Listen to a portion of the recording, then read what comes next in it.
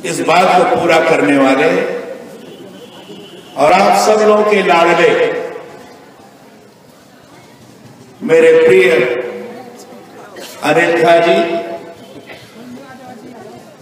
मंच पर बैठे हुए दिल्ली प्रदेश की भारतीय जनता पार्टी की मंत्री हो गया तो श्रीमती पूनम जी,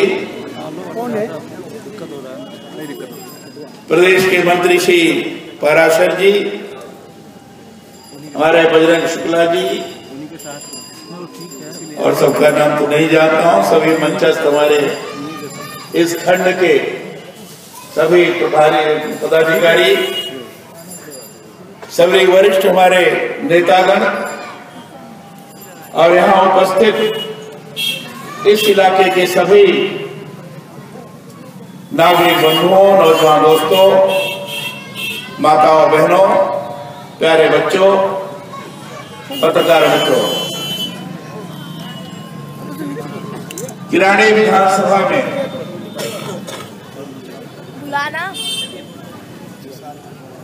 मेरा ये चौथी बार आना होगा। चुनाव के दौरान ही आना होता था। एक मेरा भी विश्वास बन गया था और श्रीमान अनिल जी का भी विश्वास बन गया था कि मैं यहां आऊंगा तो विजय सुनिश्चित हो जाएगा। अब कुछ संयोग ही ऐसा बनता है कि जब जब मैं आया तब तक विजय सुनिश्चित तो हुई ही, साथ ही साथ वोट की संख्या में भी बढ़ोतरी हुई। और इसलिए जब भारतीय जनता पार्टी ने तय किया कि इस समय पार्लियामेंट चल रही है, सभी सांसद भले ही मंत्री होंगे, ये दिल्ली के इस समय खंड स्तर तक के, मंडल स्तर तक के कार्यकर्ताओं के बीच में जाएंगे, लोगों के बीच में अपने विचार व्यक्त करेंगे। जब ये तय हुआ तो सबसे पहले फोन गया अनिल झा का मेरे पास। पूनम जी भी थी, वे भी, कि आपको हमारे यहां आना है, उस पर किसी प्रकार का नाम मत करिए। मैं भी जब मेरे कार्यक्रम की रचना हो रही थी तो मैंने भी आग्रह किया था कि मैं किराड़ी विधानसभा में जाऊं।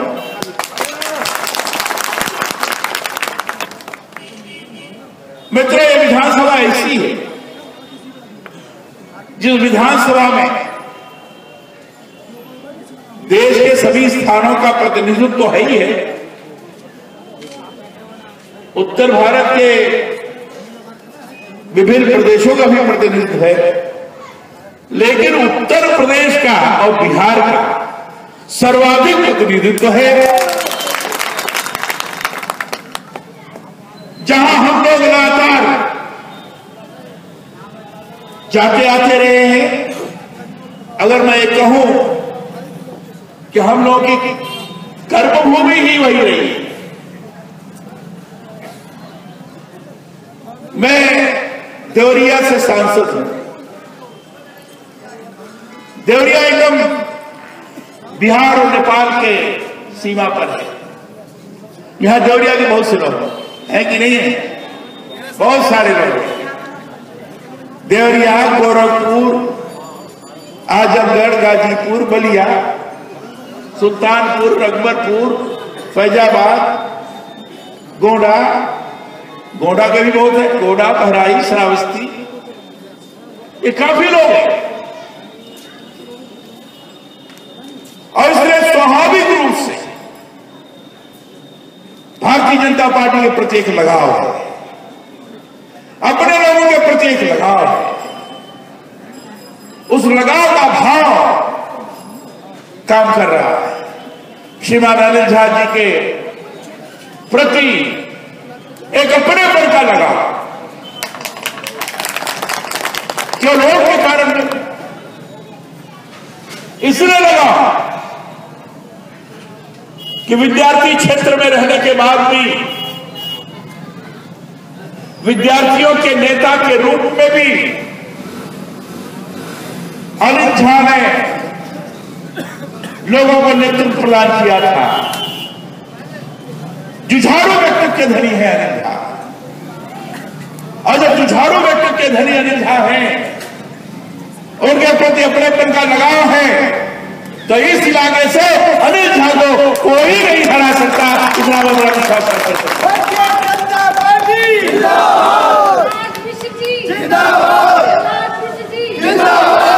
क्योंकि अनिल झा के प्रति इस क्षेत्र के लोगों का इतना जबरदस्त लगाव बढ़ गया है कि उनके अलावा किसी नेता के बारे में कोई सोचने के लिए तैयार नहीं है। कारण है कि सुख दुख के साथी हैं, मध्यम वर्गीय परिवार में जन्म लिए हैं और लोगों के बीच में जाने में किसी प्रकार का हिचक नहीं करते हैं। अत्याचार और अनाचार के विरुद्ध संघर्ष करने में कोई संकोच नहीं करते हैं और लोगों के दुख और तकलीफ को देखकर बुनियादी ढांचे के विकास के लिए किसी भी स्तर पर जाने के लिए तैयार रहते हैं। इस कारण लोगों को लगता है कि ऐसा नेतृत्व हमें कभी नहीं मिलेगा। और उन्होंने कहा कि सामने वाली सड़क कल जबरदस्त बरसात हुई थी, बात सही है। पहले मुझे ध्यान है कि थोड़ी सी बरसात हो जाने के बाद बिल्कुल एकदम भर जाया करता था,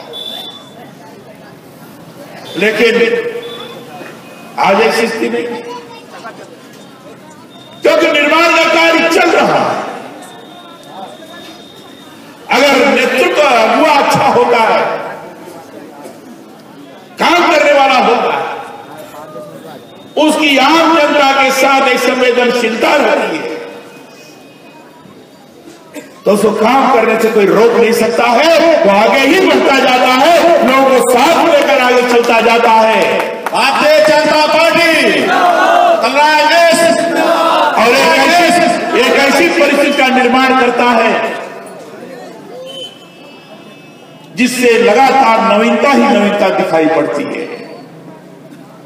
अनिल झा को आप मुझसे ज्यादा जानते हैं क्योंकि आपके बीच में रहते हैं, और मुझे तो पूरा विश्वास है कि पिछले बार के तुलना में इस बार अनिल झा को आप बड़े प्रभावी पदों से विजयी बनाएंगे, इसमें कोई संदेह नहीं है। किराड़ी से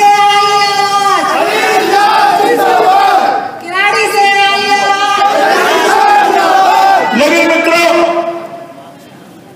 जहां अनिल झा को अपना अगुआ बनाकर उनके प्रति लगाव रखते हैं, उनको हम विजयी बनाने की दिशा में काम करेंगे, वहीं आज की राजनीतिक परिस्थिति भिन्न प्रकार की हुई है। कल राजनीतिक परिस्थिति अलग प्रकार की थी, लेकिन आज की राजनीतिक परिस्थिति अलग है। कल वो दुनिया के अंदर लोग ये कहा करते थे कि हिंदुस्तान में एक ऐसी सरकार है जिसका प्रधानमंत्री बड़ा कमजोर है। कल वो लोग कहा करते थे हिंदुस्तान में ऐसी सरकार है जो घोटाले भ्रष्टाचार में अपना प्रमुख स्थान रखती है। अब दुनिया के भ्रष्टाचारी देशों में उस सरकार का नाम उजागर हुआ था। लोग कल में ये सोचा करते थे कि हिंदुस्तान में एक ऐसी सरकार है जिसके नेतृत्व डॉक्टर मनमोहन सिंह जी, पार्टी के नाते श्रीमती सोनिया गांधी कर रही थी। इतनी कमजोर और इतनी अदूरदर्शी है कि आम आदमी, सामान्य आदमी के जीवन से संबंधित जो कठिनाइयां हैं उसका आकलन भी नहीं कर पाती है। लोग मर रहे हैं कि जी रहे हैं, कैसी दुर्दशा झेल रहे हैं, इसके बारे में सोचने का उसको फुर्सत नहीं है। और इसलिए महंगाई आसमान छू रही थी। महंगाई आसमान छूने के कारण लोग पूरे देश भर में ऐसा अनुभव कर रहे थे कि यार आर्थिक अराजकता न पैदा हो जाए। आतंकवाद का बोलबाला था। बाहर के देश के लोग अपनी सीमा का अतिक्रमण कर रहे थे। लोगों को चिंता थी कि सरकार के नेतृत्व में हिंदुस्तान सुरक्षित रहेगा कि नहीं रहेगा। कल को ये हालत थी, जनता को लग रहा था कि ऐसी सरकार नहीं चाहिए। जनता ने अनुभव किया कि इस सरकार को बदलना चाहिए। तो कैसी सरकार आनी चाहिए, कैसा प्रधानमंत्री होना चाहिए। जब लोगों ने निगाह दौड़ाया तो लोगों को लगा कि एक प्रदेश का मुख्यमंत्री जिसको लोग चौतरफा गाली दे रहे हैं, उनके ऊपर हमला हो रहा है कार्यपालिका की तरफ से, न्यायपालिका की तरफ से, मानवाधिकार आयोगों की तरफ से, अंतर्राष्ट्रीय ताकतों की तरफ से उनको लांछित करने की कोशिश की जा रही है। और अमेरिका जैसा देश कहता है कि हम उनको आने के लिए हम हिस्सा नहीं देंगे। क्यों नहीं देंगे? कहते हैं कि सबसे बड़े सांप्रदायिक आदमी है, गोधरा का कांड करा, ऐसे सांप्रदायिक आदमी है, लेकिन सब गाली बर्दाश्त करते हुए और हिंदुस्तान के सत्तारूढ़ दल की अध्यक्षा के द्वारा यह भी कहा गया ये तो मौत के सौदागर हैं। इस तरह का भाषा का प्रयोग किया गया। लेकिन श्रीमान नरेंद्र मोदी जी, इनके ऊपर किसी भी प्रकार का आघात प्रतिघात का कोई असर नहीं हुआ और धैर्यपूर्वक 5 करोड़ गुजराती जनता के हित चिंतन करते हुए उसका विकास कैसे होगा उसका ही लगातार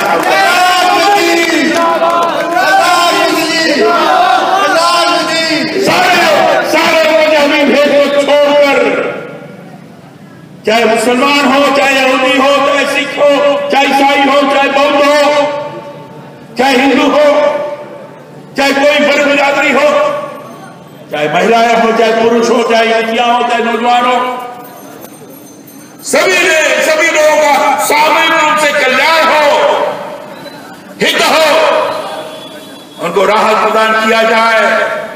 ग्रामीण क्षेत्रों में 24 घंटा बिजली प्रदान किया जाए। उस दिशा में लगातार सोचते हुए योजना बनाकर गुजरात को इस तरीके से उन्होंने सजा दिया कि विरोधी दलों को बाध्य होकर बोलना पड़ा, भारत में उस समय के प्रधानमंत्री को भी बोलना पड़ा अगर विकास का मॉडल देखना है तो गुजरात को देखो।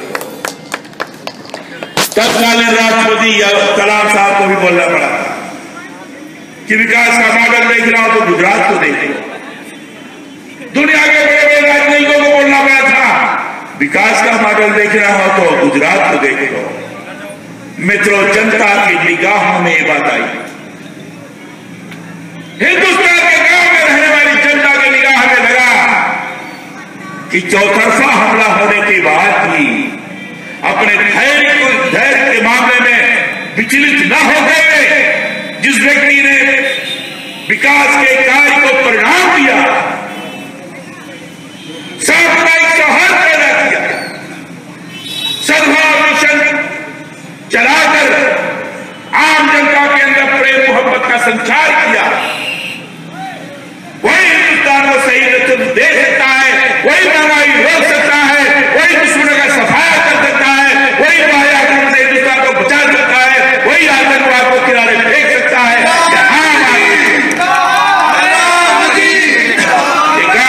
ये गांव में रहने वाले आम आदमी को लगने लगा कि वही व्यक्ति है जो हिंदुस्तान के प्रधानमंत्री के रूप में हो सकता है।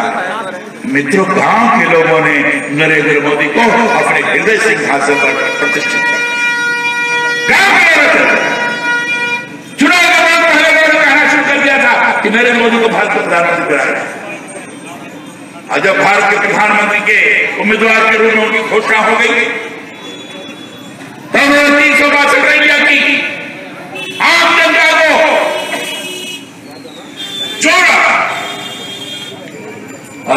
चुनाव के दौरान मैं तो कहता हूं असंभव कार्य करके दिखाया जनता ने। हम कभी नहीं सोचते थे भारतीय जनता पार्टी पूर्ण बहुमत में अपने दम पर आ सकती, लेकिन मित्रों दुनिया ने देखा, दुनिया में लगता था कि गरीब परिवार में पैदा हुआ व्यक्ति जो चाय बेचकर अपना जीवन यापन किया करता था, चाय बेचकर पढ़ाई का काम करता था, आज हिंदुस्तान का नेता कैसे बन सकता है, कैसे हिंदुस्तान का प्रधानमंत्री हो सकता है, वो दुनिया के बड़े बड़े राजनेता बड़े उत्कंठित दृष्टि से देख रहे थे। लेकिन जब देखा कि नरेंद्र मोदी हिंदुस्तान के पूर्ण बहुमत के आधार पर भारत के प्रधानमंत्री बन गए, तो हिंदुस्तान के शक्ति का एहसास दुनिया के बड़े बड़े देशों को हो।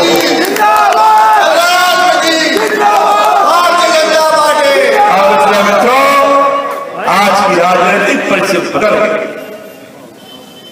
कल जो था आज वो नहीं है। आप तो ये महसूस कर रहे हैं नरेंद्र मोदी 125 करोड़ जनता की शक्ति के प्रति, दुनिया के बड़े बड़े देश के लोग महसूस कर रहे हैं नरेंद्र मोदी सर्वाधिक शक्तिशाली है, और नरेंद्र मोदी के सामने झुककर बात करने में तो कोई संकोच नहीं करता। नरेंद्र मोदी बिहार से आग मिलाकर बात करते हैं। पहली बार संयुक्त राष्ट्र संघ में भाषण देने के बाद और संयुक्त राष्ट्र संघ के 177 देशों ने समर्थन दिया जब नरेंद्र मोदी जी ने कहा कि हमें अंतर्राष्ट्रीय योग दिवस मनाना चाहिए। ये पहली बार भारत के प्रधानमंत्री के कहने के बाद संयुक्त राष्ट्र संघ को 177 देशों ने समर्थन देकर कहा योग दिवस मनाया जाएगा। ये बहुत बड़ी चीज है मित्रों, चाहे अमेरिका हो, चाहे ऑस्ट्रेलिया हो, चाहे चीन हो, चाहे जापान हो, चाहे ब्राजील हो, ये सब आंदोलन बढ़ा है, इसको हम वर्णन नहीं करना चाहते। इतना ही बताना चाहता हूं कि नरेंद्र मोदी की ताकत 125 करोड़ लोगों की ताकत है। उस ताकत को दुनिया के लोगों ने अनुभव किया है। हिंदुस्तान की ताकत बढ़ती जा रही है। हिंदुस्तान के बारे में धारणाएं खत्म हो गई। हिंदुस्तान के बारे में अब ओबामा जैसे राष्ट्रपति अमेरिका के कहने में कोई संकोच नहीं कर रहे हैं। Narendra Modi is the man of action. Narendra Modi काम करने वाले हैं। अरे ओबामा जैसा राष्ट्रपति नरेंद्र मोदी के बारे में अगर टिप्पणी करता है तो इसका अर्थ क्या होता है? कुछ ही काल के अंदर हिंदुस्तान आर्थिक दृष्टि से भी एक विकसित देश के रूप में उभर करके होगा। ये सीधा इसलिए मित्रों नरेंद्र मोदी ने अगर लाल किला के मैदान से, लाल किला के प्राचीर से ये घोषणा की हम जनधन खाता योजना गरीब आदमियों का जीरो बैलेंस के आधार पर भी बैंक में खाता खोलेंगे। 15 अगस्त को उन्होंने ऐलान किया। अब मित्रों 28 अगस्त को शुरुआत हो गई, 28 अक्टूबर को यह शुरुआत हो गई। इससे बड़ा आर्थिक क्रांति दुनिया के अंदर भी आज तक कभी नहीं हुई थी।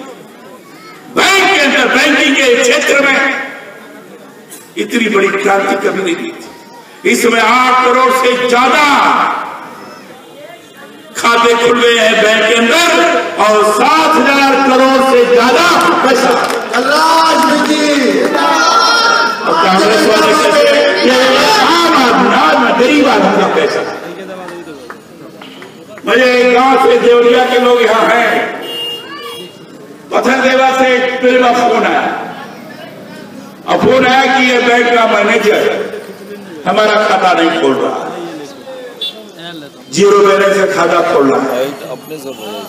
अरे अच्छा, जब हमने वहां बात किया, एकदम सुदूर इलाका है, पथरदेवा का इलाका, जानते हैं देवरिया के लोग, बजरंगी जानते हैं क्यों। जब उनको पता लगा कि हमें जानकारी होगी, हमने शिकायत यहाँ कर दी, तो जीरो बैलेंस का खाता भी खोलने में किसी भी प्रकार का संकोच नहीं हुआ। और इतना नहीं, पेंशन योजना होनी चाहिए। गांव में जो रहने वाला बहुत पुराना कर्मचारी जो 50 रुपया पेंशन प्राप्त करता था, 20 रुपया पेंशन प्राप्त करता था, 30 रुपया प्राप्त करता था, 200 प्राप्त करता था। हमने तय किया कि उसको पेंशन मिलेगा 1000, कम से कम 1000 का खाता पहले उन लोगों के उसमें जमा करवाया, उनके खाता में पैसा डाला, तब उसको हमने लॉन्च किया। इससे 32 लाख लोग लाभान्वित थे। 32 लाख। भारतीय जनता पार्टी बैंकों में जिनका पैसा जमा हो, खाता खुलेगा, 5000 रुपया हो जाएगा, 5000 उसके बाद ओवरड्राफ्ट ले सकते हैं। उन लोग अगर खुदा न खाता एक्सीडेंट हो जाए तो 1 लाख उनको मुआवजा मिलेगा और 30,000 रुपया लाइफ इंश्योरेंस का प्रीमियम प्राप्त हो। ये सुन रहे हैं, 6 महीने बीते हैं अभी। स्वच्छ भारत, स्वस्थ भारत के विषय की घोषणा की। आम आदमी स्वच्छता की तरफ अग्रसर हो, सफाई करे, सफाई करेगा तो स्वास्थ्य ठीक होगा। और स्वयं नरेंद्र मोदी ने शुरुआत की और पूरे हिंदुस्तान भर में बड़े बड़े लोग सफाई करने में किसी प्रकार का संकोच नहीं कर रहे हैं, इसको अपना मिशन बनाकर चल रहे हैं। ये सामान्य बात नहीं है, इसको बनवा लेना साधारण चीज नहीं। भारतीय जनता पार्टी और मन की बात पर आपने सुना होगा, नशा के विरोध में नरेंद्र मोदी ने जो अपनी बात रखी, उन्होंने कहा ये मनोरोग है, ये मनोरोग है। अब वो दूसरा उन्होंने सोचकर क्या गांव के लोग क्या ये बात तो सही कहा मोदी जी। छोटे बच्चों से प्यार करना चाहिए, 10 वर्ष वालों को कड़ाई की सरकार करना चाहिए और 16 वर्ष से ऊपर उनके साथ मित्रता का व्यवहार करते हुए नशा को समाप्त करने की कोशिश करना चाहिए। उनके द्वारा बोली हुई बात आम आदमी के दिल दिमाग में जाकर स्पष्ट जा रही है। यही उनकी ताकत है, यही दुनिया के अंदर भारतीय जनता पार्टी और इसी का परिणाम है कि आज की बदली हुई राजनीतिक परिस्थिति में हमारा और आपका राष्ट्रीय दायित्व बनता है। इस ताकत का यह एहसास दुनिया के बड़े बड़े देशों को होता रहे कि नरेंद्र मोदी की ताकत में निरंतर बढ़ोतरी होती जा रही है। नरेंद्र मोदी की ताकत में निरंतर बढ़ोतरी होने का तात्पर्य भारत की ताकत में लगातार बढ़ोतरी होती जा रही है। भारत में ताकत बढ़ोतरी का तात्पर्य 125 करोड़ के स्वाभिमान में ताकत में बढ़ोतरी हो रही है। ये एहसास कराने का काम हमारा और आपका।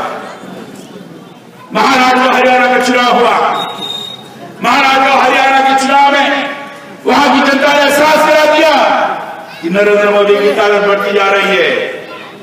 जम्मू कश्मीर और झारखंड का चुनाव हो रहा है, मैं पूरे विश्वास से कह सकता हूं कि झारखंड में भी सरकार बनेगी और जम्मू में भी कहा नहीं जा सकता, वहां भी हो सकता है।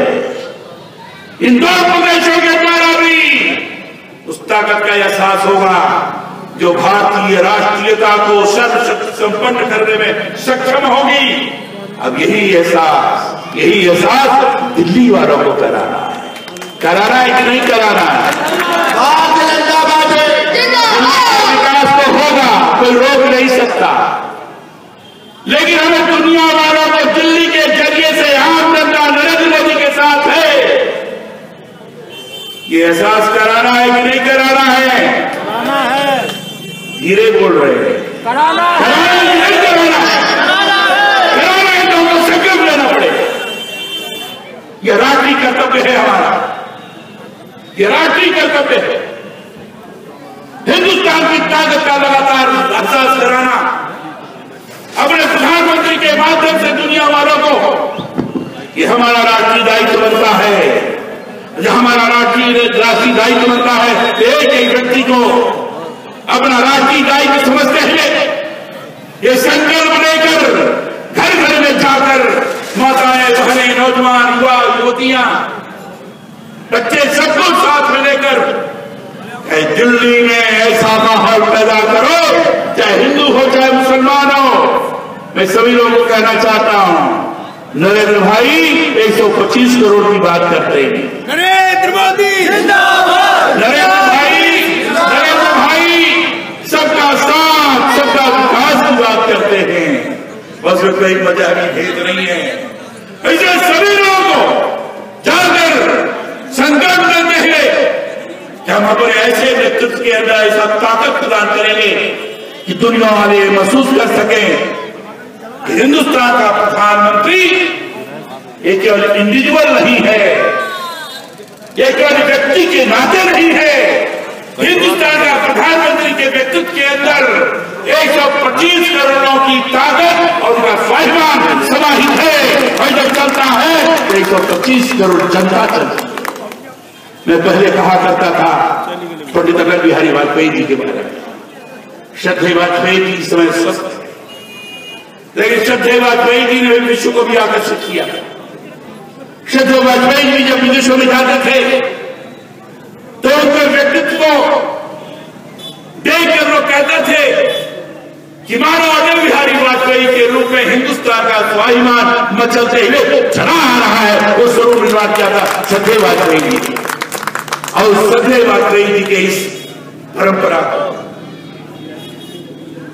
प्रभावी तौर पर नरेंद्र मोदी जी 125 करोड़ जनता के स्वाभिमान और उनकी ताकत को अपने व्यक्तित्व के अंदर समाहित करते हुए दुनिया के बीच में जाकर ये दिखा देने का प्रयत्न कर रहे हैं कि केवल नरेंद्र मोदी नहीं है, 125 करोड़ हिंदुस्तान की जनता है, उसका स्वाभिमान है।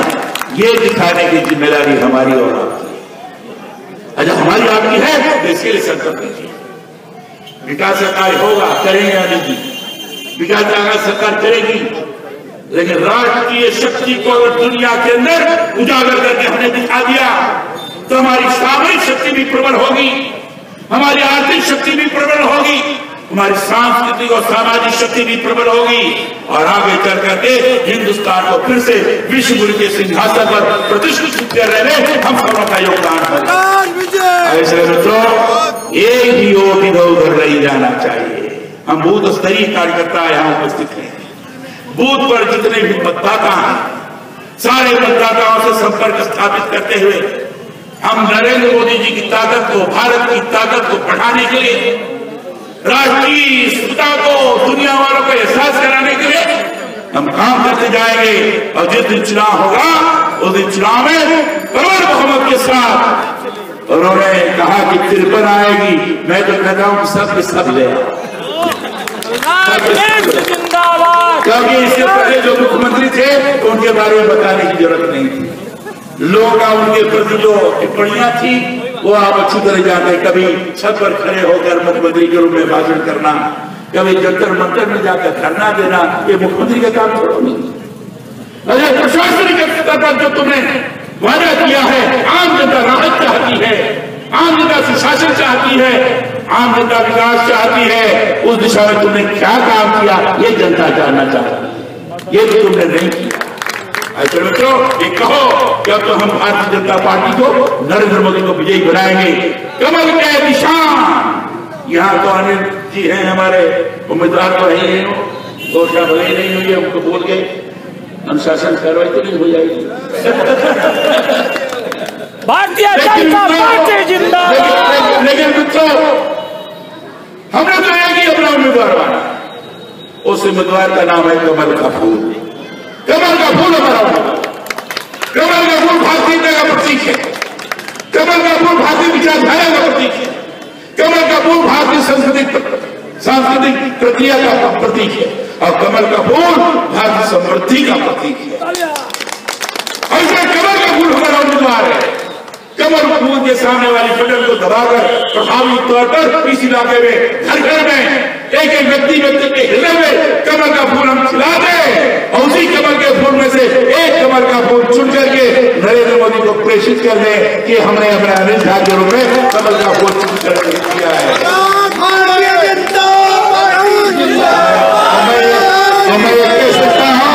मैं कह सकता हूं कि इस बार सरकार हमारी बनेगी, और सरकार बनेगी तो गतिशील व्यक्तित्व के धनी विधायकों की उपेक्षा नहीं हो सकती। इतना ही कह सकता हूं। इतने धैर्य से आपने हमारी बात सुनी, काफी देर से आप बने हैं, मैं भी देर से आया।